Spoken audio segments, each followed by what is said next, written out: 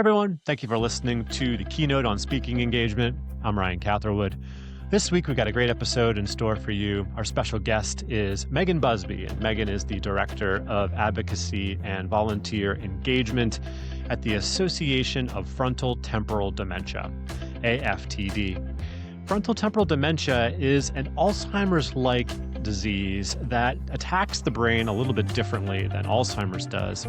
And this one's a personal one for me. My mom passed away in 2012 after a 10-year battle with frontotemporal dementia. But one of the things I've noticed as I've gotten older and approached the year where my mom was diagnosed, actually, unfortunately, in her early 50s, I have become more interested in the organization that's out there fighting the fight to help bring cures and research and the disease itself front and center to folks around the world who may not know anything about it. And it is a unique disease. And on this episode, we talk with Meghan about her approach to advocacy and volunteer engagement. And those listeners who are in higher ed will feel this expanding the aperture a little bit, a conversation that includes references to shared experiences, not too terribly different from what students and alumni come to understand as part of a university community, but of course different in that a shared experience for a family that's dealing with frontotemporal dementia is fundamentally not a positive thing. But as you'll hear, Meghan describes a really robust volunteer engagement program that I would describe as non-traditional. There's quite a few takeaways for advancement professionals and folks working in education that applies very much to our work. So without further ado, my guest this week is Meghan Buzby. She's the Director of Advocacy and Volunteer Engagement at the Association of Frontotemporal Dementia. Thank you so much for listening.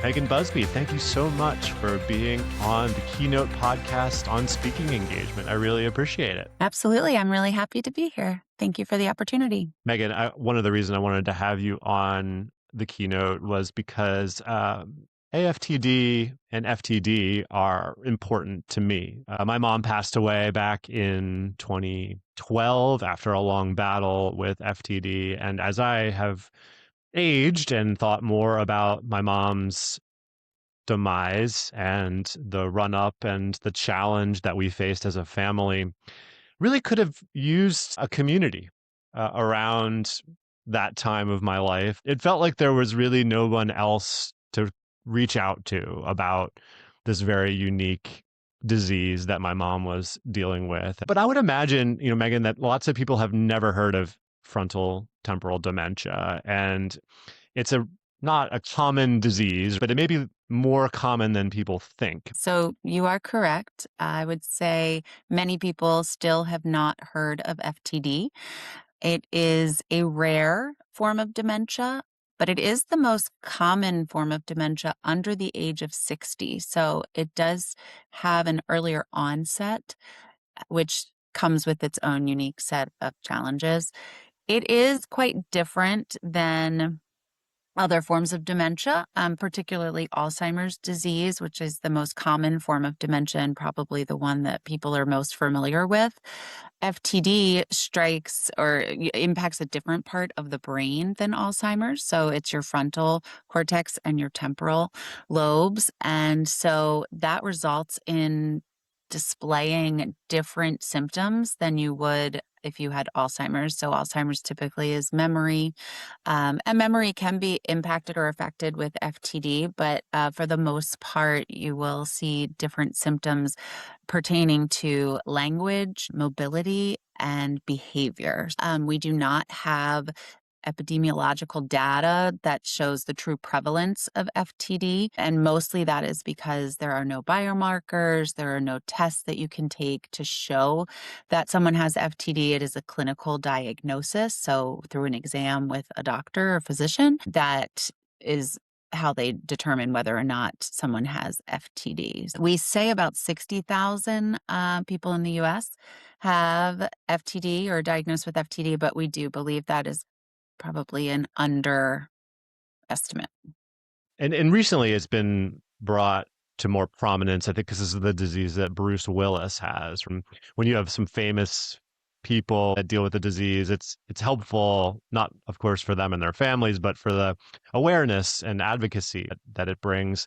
To your point, my mom was someone who began to show symptoms. She was always an impeccable dresser, and she suddenly was rumpled all the time. And she began to exhibit more childlike behaviors. It wasn't a memory loss thing, it was a trajectory that had her acting sequentially over time, much, much younger than she was. And it was a weird thing to witness that is jarring when you're kind of figure out, well, what's going on here? For you, I'd imagine you interact with volunteers and advocates for FTD. What brings someone to your world for the first time? What activates them? Yeah, so AFTD has been around for almost 25 years now. So and I know we began from sort of humble beginnings, volunteers. So volunteers started AFTD way back when.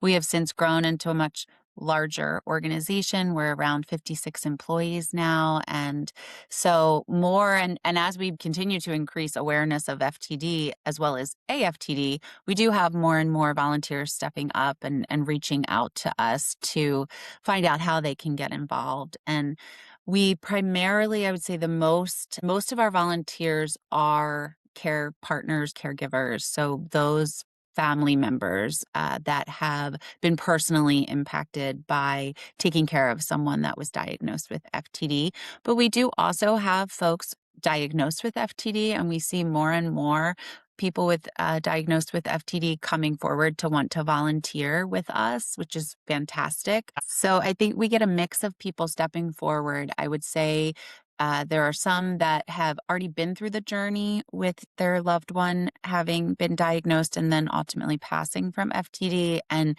they've experienced a lot of gaps, I believe, in healthcare and the system, and they come forward because they are looking to help the others that are out there that may be at the beginning of their journey, and they want to kind of better that journey for folks. And then we Yeah. certainly have people that are newer to the journey that, have maybe their loved one has just been diagnosed with FTD, and they're looking for support. They're looking for a community, as you said earlier, and people that are going through the same thing as them. And then, of course, just wanting to help. There's a shared experience here that is unique to FTD. It is a unique disease, and it puts unique pressures on families.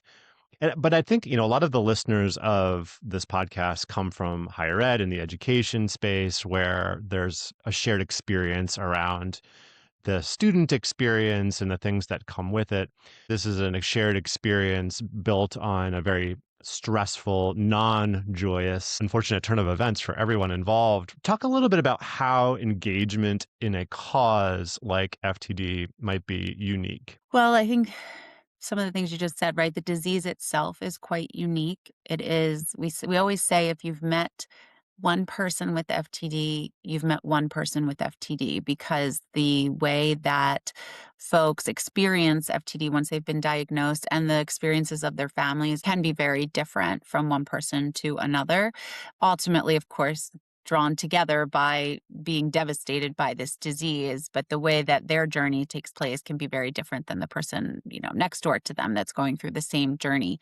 So I think it's unique from a disease perspective. I also think one of the things that makes at least engagement within this community and the cause a little unique is that AFTD is a national organization, and we are not chapter based. So we do not have chapters across the country, meaning, of course, then and that comes with its own unique set of challenges for those that are stepping up to volunteer. They can't necessarily go into a place, bricks and Yeah. mortar building and volunteer their time with us. It's a little different than that. We have our opportunities for volunteers have to be, you know, thought of very strategically because we don't have a presence across the country. We are based in King of Prussia, Pennsylvania, and then but yet we represent, the whole nation, and we try to expand through our volunteers. So we really do rely heavily on our volunteers to help spread the word and educate folks on the ground in their own communities so that they learn, oh, there is this organization that has all these resources that can help us, as we're going through this devastating disease, which it is emotionally devastating. It is also financially devastating. So I think just there's a couple of different things that make it a little bit unique in that way, the organization being national and not having a community presence or a local presence, as well as the disease itself. It is a rare disease, as I stated earlier. So just from a numbers perspective, you're not going to see the it's not heart disease, right? So there's not, millions of people across the US coming together for one cause. It's similar to higher ed and other types of organizations that are a bit smaller. It's really hard to stand up those national chapters and educate and steward, recognize, and build an event-based strategy. You have to really have a digital first strategy, and an opportunity to volunteer looks different in under those constructs. Tell me a little bit about what you've learned about motivating volunteers that surprised you in your role. Something that surprised me, having been new to the FTD community, is this understanding that our volunteers can be very motivated. Their life may not allow for them to volunteer with us on an ongoing basis all of the time. And it's given where they are in their journey. If they're taking care of a loved one that has been diagnosed with FTD, I'm sure, as you know, that can that can really kind of ebb and flow with their time availability, and then, their motivation, or what they're able to give emotionally, and certainly how much time they're able to give. So we have found that it is not an ongoing journey per se with volunteers with us. They may do something with us, and then we may not engage with them, or they might not engage with us for another, 6 months to a year, just given their life circumstances.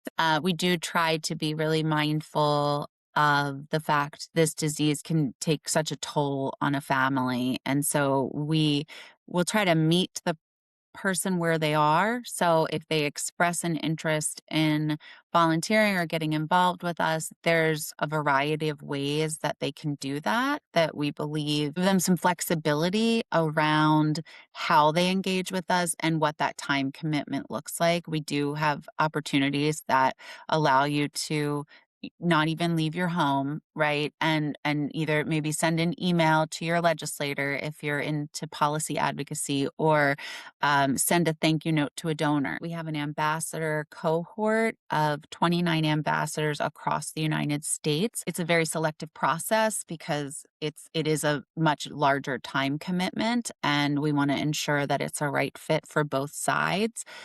So there is sort of, I guess, the entry level way that someone would engage with us upon finding out that AFTD is even, existing.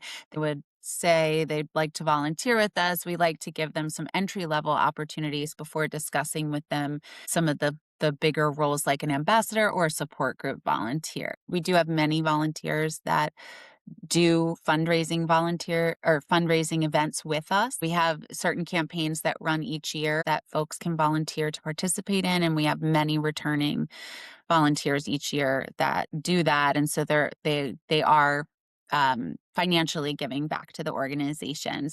We have folks that are out there educating healthcare providers, and that's maybe the one thing that they feel that they can really do, and they can really do it well. And so they may stick with that for for many years. We do often promote our other opportunities to folks and let them know there's other ways that they could be getting involved with us. In particular, too, you see a lot of crossover with fundraising as well as advocacy, political advocacy, and then, of course, just our awareness volunteers, they're out there doing information tables at local community conferences or, Yeah. exhibit opportunities. In the alumni engagement world, there are four categories of engagement: communications, experiential, volunteer, and philanthropy. And you also do a large number of experiential initiatives, webinars, and you are thinking digitally first as a way to reach people. Yes, we do have a lot of webinars that we offer. Some of them are specific to healthcare providers, but many are really intended for the general public to learn about the various things that we're doing here at AFTD and the different pillars. So there are 5 pillars of our mission. And so oftentimes you'll find, one is research, advocacy, awareness, education, and support.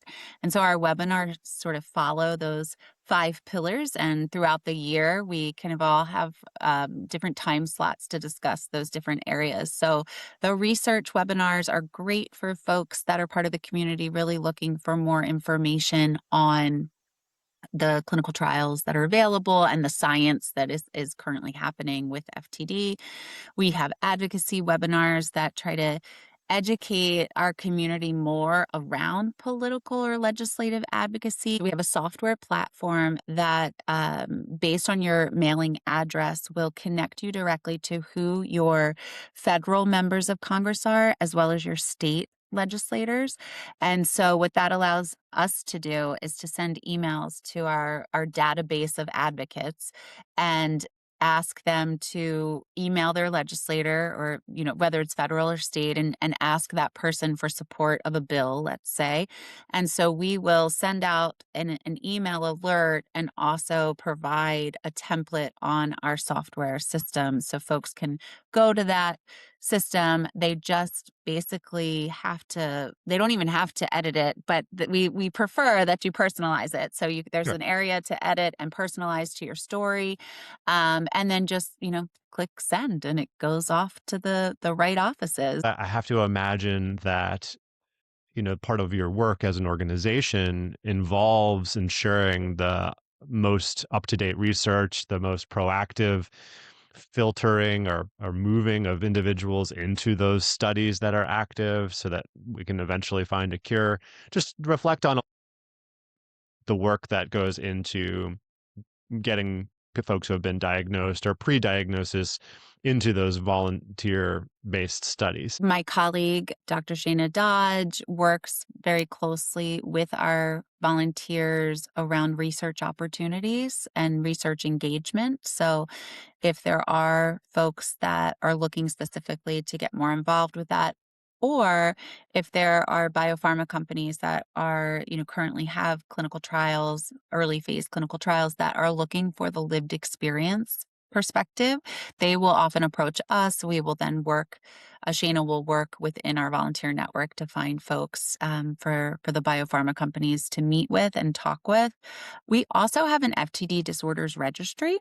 So that's probably our biggest way that members of the community can get involved with research would be to sign up for the registry. And you have there are 2 options. You can sign up just to receive communications from the registry, or you can enroll in the registry itself, which we would highly encourage folks to do. So that's our Yeah. number one way for folks to get involved. When you think about your work, individuals come to mind and have made a profound impact on you and your work. Just what's one that pops into your mind as far as that idea of volunteer engagement and success? It's so hard to just narrow it down to one. And I have to be sensitive around making sure all of our volunteers feel that all of the work that they're doing is equally important, which is 100% true. And my day-to-day work typically will will fall into the political legislative advocacy side. I just got back from DC. So I'm just Yeah. thinking, we had a couple of volunteers. We did our first ever congressional briefing. So we had a panel of wonderful panelists, one of which is diagnosed with FTD. And she also went and did Hill visits. And so we all met members of Congress to increase, again, awareness of FTD, but we had some specific asks around legislation. She is like just a powerhouse of a person. And it's so, I hate to use the word fun, but it's so fun to watch, people who maybe have never done advocacy before, that type of work, and then just to see them sort of open up when they realize, oh, it's just having a conversation and sharing my personal story, but it's so impactful. So that's just one. But I also wanted to say something that I'm just really proud of here at AFTD is that when I started, we weren't doing Awareness Week resolutions or proclamations. And those are something that is somewhat of a light lift. Certainly, proclamations are lighter than resolutions. Proclamations, you go onto your governor's website, you fill out a form, and that state or city or town will proclaim our Awareness Week as, FTD Awareness Week. A resolution does have to go through the state legislative process. So it's an actual bill that's introduced and it goes through all of the process. So something that's been very exciting to watch that I think is a success story, of course, is that we started at zero. Right when we started, we had nobody proclaiming or having a resolution in their states. We are up to 36 states that have now recognized FTD Awareness Week in their state, whether through a proclamation or a resolution. Our goal is to get to 50. And so we keep working at that. And it's been pretty cool to watch the progression over time to see, we started at zero, and the first year we got 4 resolutions. The next year we got, 11 resolutions. And now like we keep building and building and building. So, that is all volunteers. Like the volunteers do it themselves. We just provide them a template and support that they need to get started, and then they are the ones building the relationships at their state level or city or town, and they do all the work, and it's very cool to watch.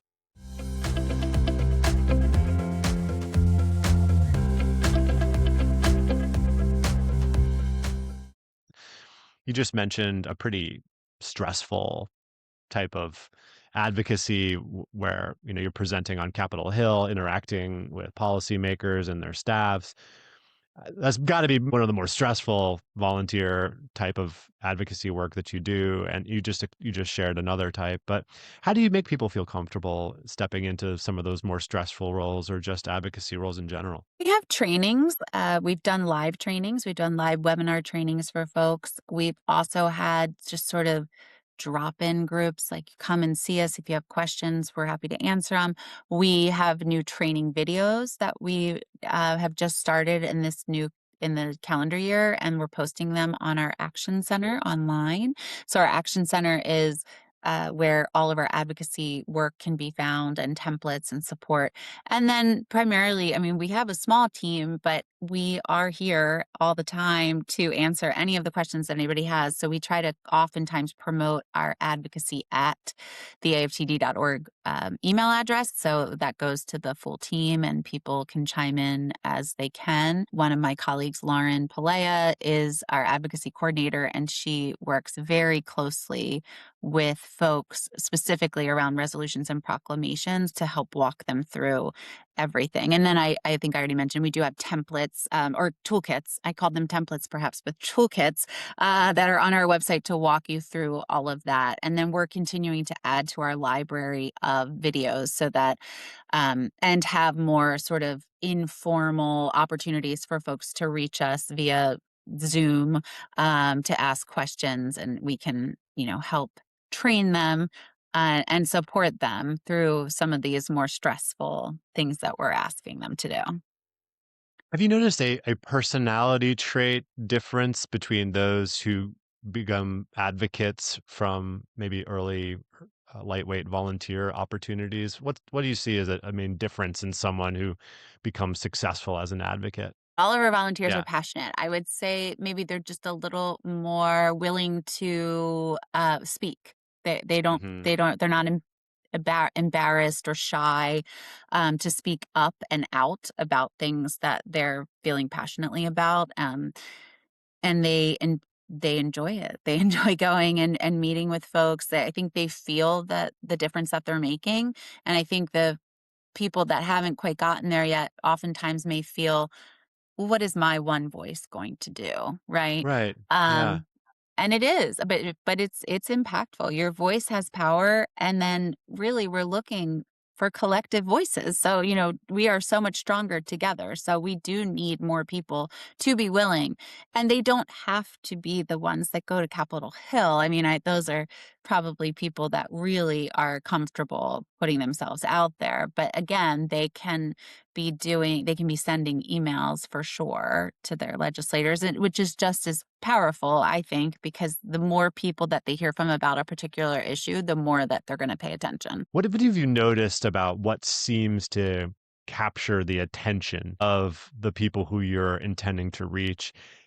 Separate and aside is the fact we currently have a Congress that, for a long time really has struggled to pass meaningful legislation and take up some of these causes. Yes, you are correct. Certainly at the federal level, they are constantly meeting with different groups about many different disease areas. And that's just disease advocacy. Then there's all the Yeah. other types of advocacy that All they're the other meeting types, about. environmental, Yes. Yes. guns. I mean, just oil, gas. I mean, we could just rattle off a ton of Yeah. areas to be an advocate. If it's meaningful to you. Right. So, the coaching and the tactics or strategies that we as an organization also take at the staff level is really around relationship building. So it's not ultimately sending the emails is great when we're working on a piece of legislation that we want to pass, because then if they get a lot about the same bill, and a lot of the bills that we support are not just supported by the FTD community. So, they're neurodegenerative at large, or they're Alzheimer's disease and related dementias. So there are larger groups of people by the numbers writing in about the same things, which is great. It is persistence, and patience. So federal legislation, as you've already stated, does not work very quickly. And so you do have to be patient. I was just speaking with a colleague, and he was saying that he worked on an issue for 11 years. Like, it's a long-term game here.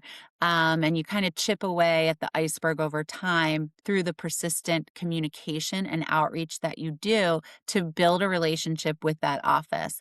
And oftentimes, what you'll find, and we have found this recently, you will find people that actually have heard of FTD and in fact have a personal connection to it on the Hill. And so what that does is creates what we call a champion, right? We've maybe located a potential champion of FTD issues on the Hill, and that's going to make all the difference. That's going to cut through the noise. Yeah. We oftentimes also tell folks, never discount the staffer, because you're going to meet with the staffer. You're not going to meet with the member themselves, but that staffer holds so much power. So if you can build a relationship with the staff member, they can become your sort of internal advocate in that office, and they can advocate to their boss. This is important, and here's why. So it's a slow burn. We work at it over time. It is all about relationship building. And within that relationship building, it's really about sharing your story, your personal journey, your personal story with FTD, and making that person understand, like, there are problems, but maybe we can work together, to fix those problems. So it is, we're only 2.5 years into this type of work. And so I think we'll see more, hopefully more growth over time, as we get more advocates. We need more people, right? We need more people speaking to and building relationships. It can't just be, a handful of us. We have to kind of come at it from all different sides. So we have our what we call our like our grassroots advocates, right? Those are the people on the ground. Those are the people we turn to activate and mobilize. We have our staff that works with a lobbying firm in DC, and we then have meetings with folks on the Hill to create that awareness of AFTD and FTD. Um, and and then of course we have all of our state work. So it's almost like a three-prong approach to try to do this work. What's the outcome you all are looking to influence? What would be ultimate success of the advocacy work you're doing? Well, that's a good question. I mean, we do have our policy priorities that we do every Congress. So every 2 years is kind of our guiding light of what we're working on, what we're asking for. Currently, our sort of like our four buckets, I guess, if you are pillars of our policy priorities, which won't change over time at all, most likely are research and innovation, awareness, caregiving supports, and access to care. One of the reasons I ask is personal. And right now, if you were to get a genetic testing to find out you have the markers for FTD and other types of diseases, you cannot get long-term care insurance. So you cannot, and even if you tell your doctor, I'm experiencing memory loss or I'm experiencing these behavioral changes, your insurers can get those insights if they're written in your medical records, and you cannot get insurance. So, Yes. Yep. I mean, these are huge that no one knows that. And you might be inclined to get your genetic testing done early in your life to say, like, okay, well, I know I'm going to likely be facing this particular illness later on, and not having done your due diligence early enough to recognize that you better secure your long-term care insurance first, and make the other arrangements, before you have those tests reveal your genetic likelihood. Most people didn't know that. I didn't know that before I started looking into it. That would be one area of advocacy I would love to see you all continue to push on. Yeah, and we are supportive. Yeah. There are state bills, so this is more of on the state side, state initiative. At the federal level, it's GINA. It is not it's not the perfect solution, though, of course. So that's why the state bills are coming forward to provide those protections. So anti-discrimination bills around genetic information. And there's one currently being considered in California, and AFTD has, signed on for support and is working on that. And then I know that there are others across the states, and I think we're going to see more and more. And I think it's really something that we will be taking a more active role in as we continue to get settled. My state advocacy manager only just started in October, so Okay.